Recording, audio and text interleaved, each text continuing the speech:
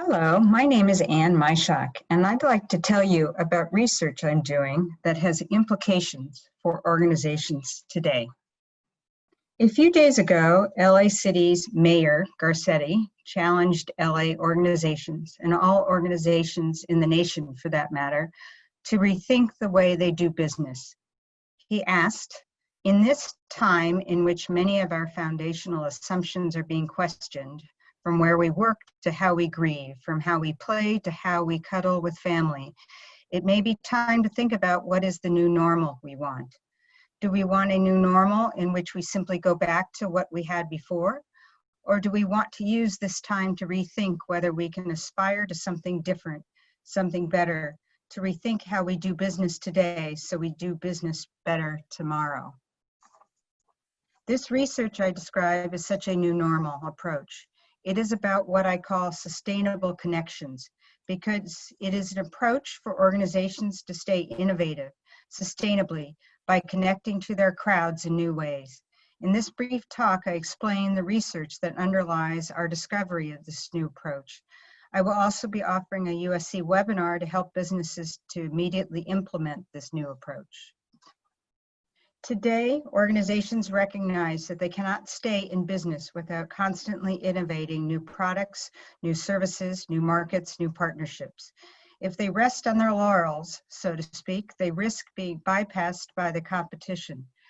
Thus, instead of simply making their existing customers happy and hope for repeat business and good reviews, they have to be thinking of new ideas to develop new customers. These ideas don't just come out of the blue. Lots of inputs from lots of diverse people can help to generate those ideas. Consequently, organizations are often now thinking of themselves as placed within a broader ecosystem of potential partners, suppliers, idea generators, inventors, vendors, current customers, future customers, etc. I refer to this ecosystem as the crowd. Some members of the crowd may never buy the organization's product or service, but they may have friends they influence. They may offer new partnerships. They may know about new sources of funding. They may be able to provide information about emerging trends.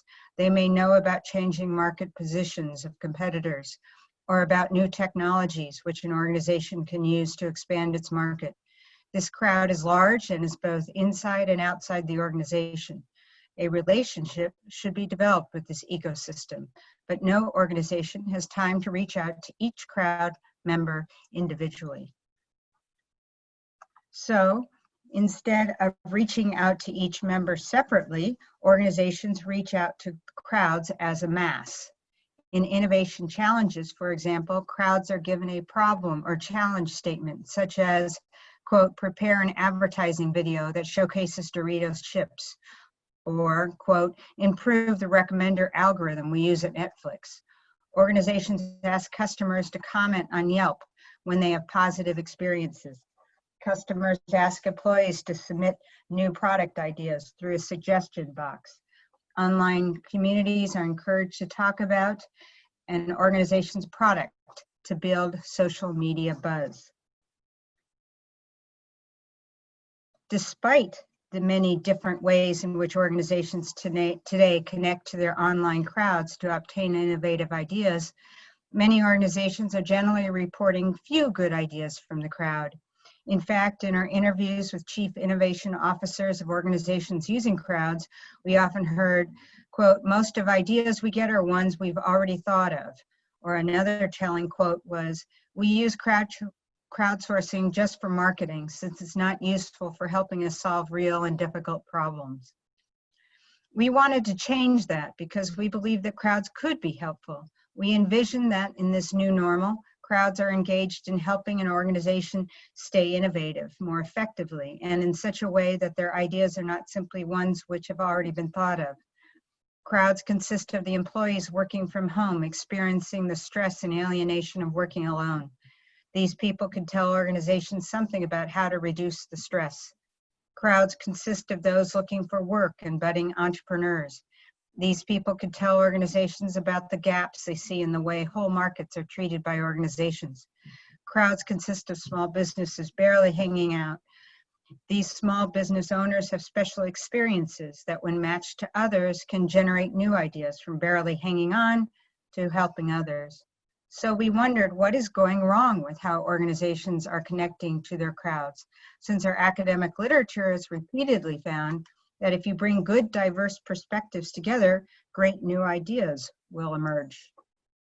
So we looked closely at how organizations were doing crowdsourcing today, especially in innovation challenges and the online platforms being used for doing the crowdsourcing. We found that the current approach to innovation challenges for crowdsourcing is based on a theory in which crowd wisdom is thought to reside in an individual and not in the knowledge shared collectively by the crowd. That is, the prevailing view is that to obtain crowd wisdom, a few individuals in the crowd should generate their own ideas about how to meet the organization's challenge statement, with everyone else in the crowd serving only to comment and refine those ideas. This means that the final ideas will essentially be the same idea that the individual had coming into the challenge, and the crowd's role is limited to refining those ideas. The concern we have with this theory is that there is substantial research indicating that this is the wrong way to create innovative solutions. The research on innovation says that solutions are better if they are collectively created by multiple diverse people, not by a single person. Moreover, when a set of individuals collectively succeed at generating innovative ideas for the organization, they feel a social bond with each other and with the organization, wanting to engage with the organization again in the future. So innovation challenges, which encourage the crowd to collectively generate ideas rather than individually generating them, should be better for the organization, both because it gets better ideas and because it gets more committed people. As such, collective co-creation allows for what we call sustainable connections. That is, a crowd of people who collectively co-create innovative solutions to help the organization. So we came up with our own theory, which is different from the current individual theory, which we call collective co-creation. This theory says that better ideas will result from a crowd if everyone in the crowd first shares what we call bits of knowledge they have about the problem, not their ideas. These bits of knowledge include personal experience each member of the crowd has had with the challenge statement, goals they might want to see achieved, what their personalized needs are in this challenge that they want to see met, what ways they've used before to meet gaps in these needs, and what others have done to meet these needs. No one needs to share too much knowledge. This is not a discussion or a conversation. This is just each person posting the knowledge they have. In fact, our experience is that no one posts more than 1.5 times. There's no agreement among the crowd about the knowledge posted or even getting clarity about what anything means. Some people in the crowd will understand some things that are posted, and others in the crowd will understand other things that are posted. No one has to understand everything. As knowledge is posted, the crowd is encouraged to read others' posts, not because they are supposed to build on it or improve it. No. The purpose of reading others' knowledge is to stimulate creativity. For example, there's lots of describing how analogies, such as someone in this context solved this problem in this way, help to stimulate creativity because it helps people to connect two different memories they might have in a new way. So if one person offers an example referred to in the literature as analogies, this might remind someone else of a bit of knowledge they might have, which then stimulates others. At any point, someone might be stimulated to offer an integrative solution, in which the solution helps to integrate more than one perspective. Such solution ideas will be better than ideas brought in by any individual, or so that was what our theory suggested. To test our collective co-creation theory against the individualized one in current use, we needed to run a bunch of innovation challenges with real organizations using real crowds, and then see which approach, the one on the right or the one on the left, generated more innovative ideas. By innovative, we meant that the solution ideas were both novel and feasible. It took us a couple of years to find enough organizations willing to do real-world innovation challenges with us, allowing us to blindly assign them to either the individual or the collective co-creation challenge. We had large and small companies, some of the challenges for employees only and some external ecosystem partners. Some organizations were non-profit, like a research institution in New Zealand, and others were for-profit organizations. They were from varied industries, ranging from toy designers to financial services, from the movie industry to the logistics industry. We worked to figure out the right question to ask which would allow innovation from their crowd, characteristics of people in their crowd, and how to find these people and convince them to be part of this challenge. Each challenge ran only 7 to 10 days. And here are some of the challenge questions from 4 of the organizations.